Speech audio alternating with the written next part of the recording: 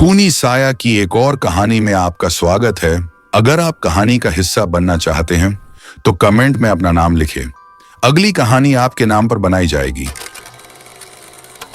America के Washington state में बसे छोटे से शहर मैरोविल के बारे में कहा जाता है कि वहां हर साल 31 अक्टूबर की रात ऐसी चीजें होती हैं जिन्हें देखने के बाद इंसान कभी पहले जैसा नहीं रह पाता।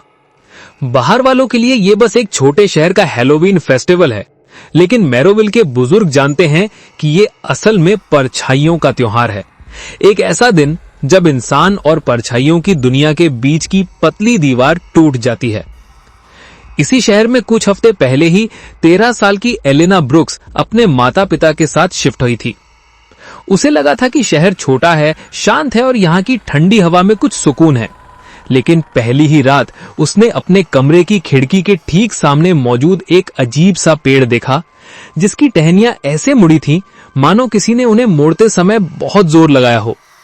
पेड़ की जड़ के पास एक घना अंधेरा जमा हुआ रहता था, ऐसा अंधेरा जैसा वो पहले कभी नहीं देखी थी, और कभी कभी ऐसा लगता कि वो अंधेरा धीरे धीरे हिल रहा हो।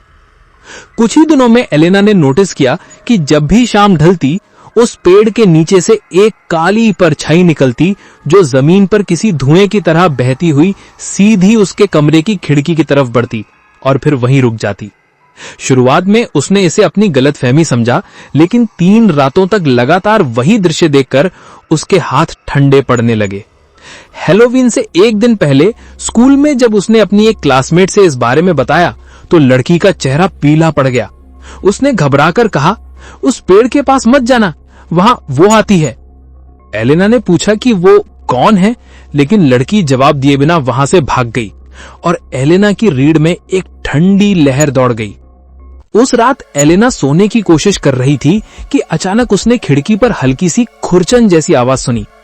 धीरे धीरे उसने गर्दन घुमाई और देखा कि उसकी खिड़की की कांच पर एक लंबी काली उंगली जैसी लकीर खींच रही थी। ऐसा लग रहा था कि कोई बाहर से कांच को छूकर अंदर आने की कोशिश कर रहा है।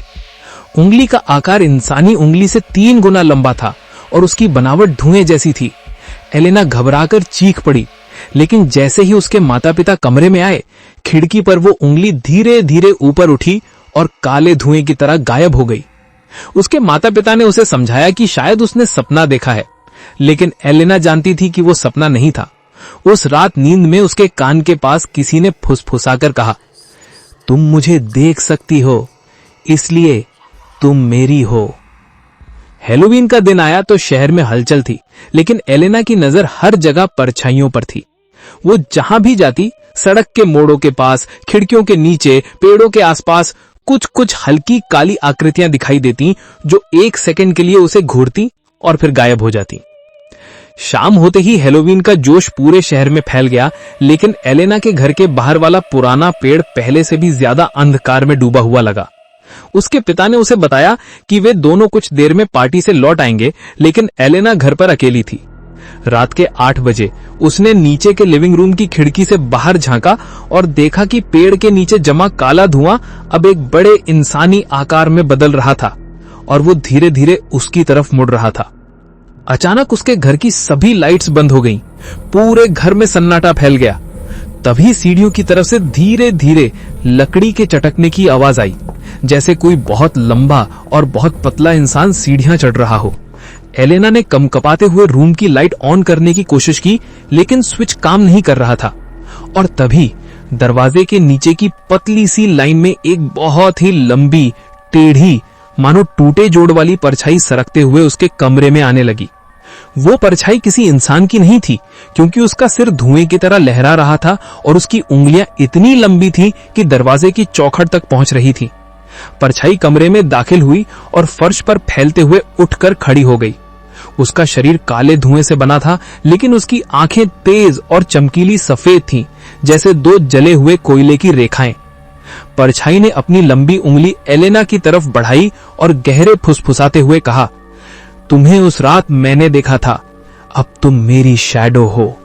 और जैसे ही उसकी उंगली की नोक एलेना के गाल पर लगी, उसे लगा मानो हजारों बर्फीले कांटे उसकी त्वचा के अंदर घुस गए हों। वो दर्द से चीख पड़ी और कमरे का दरवाजा धड़ाम से बंद हो गया। एक झटके में परछाई ने उसे पकड़ लिया और कमरे की छत से उठाकर जोर से नीचे फेंका। एलेना भागने की कोशिश कर रही थी, लेकिन परछाई उसके पैरों को खींचते हुए उसे कमरे के बाहर घसीटने लगी। उसका शरीर फर्श पर रगड़ता जा रहा था और परछाई की उंगलियां उसकी टांग पर नीली जकड़न छोड़ रही थीं। अचानक घर के दूसरी तरफ से एक बहुत तीखी ऊंची घंटी की आवाज गूंजी। परछाई ने तुरंत एलेना को छोड़ा और धुएं की तरह पीछे हट गई। ये घंटी किसी इंसान की नहीं थी। ये आवाज उस घर की सबसे पुरानी अलमारी से आ रही थी, जिसे पिछले घर मालिक ने एक चेतावनी के साथ बेच दिया था कि इस अलमारी को मत खोलना, ये तुम्हें बचाएगी नहीं बल्कि बुलाएगी। लेकिन वो अलमारी खुद ब खुद खुल गई और उसके अंदर से हल्की सी रोशनी फूटने लगी। परछाई उस रोशनी से पीछे हटने लगी, जैसे रोशनी में आग हो। वो दीवारों में छिपने की कोशिश करने लगी, लेकिन रोशनी की एक किरण उसके सिर पर पड़ी और उसकी पूरी आकृति कुछ सेकंड के लिए साफ दिखी। वो एक औरत की परछाई थी, लेकिन उसका चेहरा पूरी तरह कट चुका था। आंखों की जगह खोएं थीं और मुंह फटा हुआ था, मानो किसी ने उसे सिल दिया हो और फिर अंदर से फाड़ दिया हो। परछाई दर्द से चीखी और हवा में गायब हो गई, लेकिन कमरे की दीवारों पर उसके हाथ के काले निशान जले हुए दागों की तरह रह गए। उसी समय घर का मेन डोर खुला और उसके माता पिता अंदर आए। वो उनके सीने से लगकर फूट फूट कर रोने लगी। उसके माता पिता ने घर में पड़े अंधकार और सड़ी गंध को महसूस किया, लेकिन असल डर तब शुरू हुआ जब पड़ोस में रहने वाली बूढ़ी औरत मिसेस हॉलोवे अचानक दरवाजे पर आकर खड़ी हो गई। उनके चेहरे पर गहरी घबराहट थी। उन्होंने एलेना की मां से कहा, ये शहर तुम्हारी बेटी को नहीं छोड़ेगा। वो दिखती है उसे, और जिसे वो देख ले वो फिर कभी नहीं बचता। उन्होंने बताया कि ये परछाई एक औरत की आत्मा है जिसका नाम अरीसा मोंटे था, जिसे 30 साल पहले हैलोवीन की रात शहर वालों ने जिंदा जला दिया था, क्योंकि उन्हें लगा था कि वो बच्चों की जान ले रही है।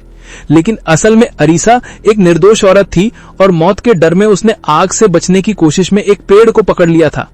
वही पेड़ जो आज भी एलेना की खिड़की के सामने खड़ा है। उसकी जलती हुई परछाई उसी पेड़ पर चिपक गई थी और तब से हर हैलोवीन पर अरीसा की परछाई उसी पेड़ से बाहर निकलकर किसी ऐसे इंसान को ढूंढती है जो उसे देख सके, क्योंकि वो सिर्फ उसी को दिखाई देती है जिसे वो अपना नया शरीर बनाना चाहती है। अगले 3 दिन तक एलेना की तबीयत लगातार बिगड़ती गई। उसके कमरे में हर सुबह नए नए काले हाथों के निशान दिखाई देते। उसकी परछाई दीवारों पर अलग आकार में दिखने लगती और कभी कभी उसकी परछाई उसकी हरकतों से 2-3 सेकंड पहले हिलती। डॉक्टरों को उसकी हालत समझ नहीं आई, लेकिन तीसरी रात एलेना की परछाई अचानक उससे अलग होकर खिड़की तक चली गई और उसे घूरने लगी। एलेना डर के मारे चीख भी नहीं पाई।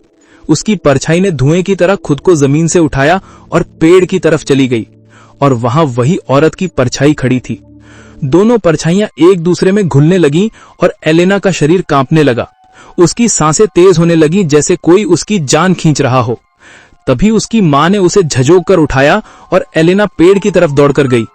परछाई का चेहरा अब पूरी तरह दिख रहा था, नुकीला, जला हुआ, आंखें सफेद और एक फटा हुआ मुंह जिससे धुआं निकल रहा था। एरिसा ने एलेना की ओर हाथ बढ़ाया और कहा, तुम अब मेरी शैडो हो, हमेशा। और एक भयानक तेज आवाज के साथ दोनों परछाइयां एलेना के शरीर की ओर झपटी। एलेना की चीख पूरे मोहल्ले में गूंजी और जैसे ही उसके माता पिता ने उसे पकड़ा, दोनों परछाइयां गायब हो गईं। लेकिन उसके पीछे जमीन पर वही लंबा काले हाथों का निशान छूट गया और एलेना की असली परछाई भी गायब थी। आज तक एलेना बिना परछाई के जी रही है। डॉक्टर कहते हैं ये एक मेडिकल कंडीशन है, लेकिन मैरोविल वाले जानते हैं कि जिस इंसान की परछाई एरिसा ले जाती है उसे वो कभी वापस नहीं मिलती। उस पेड़ के नीचे अब भी रात के वक्त एक धुआं सा उठता है और कभी कभी उसमें छोटी लड़की की चीख दबकर सुनाई देती है। लोग कहते हैं इस साल फिर से हैलोवीन आने वाला है और इस बार एरिसा अपनी नई परछाई ढूंढने निकलेगी।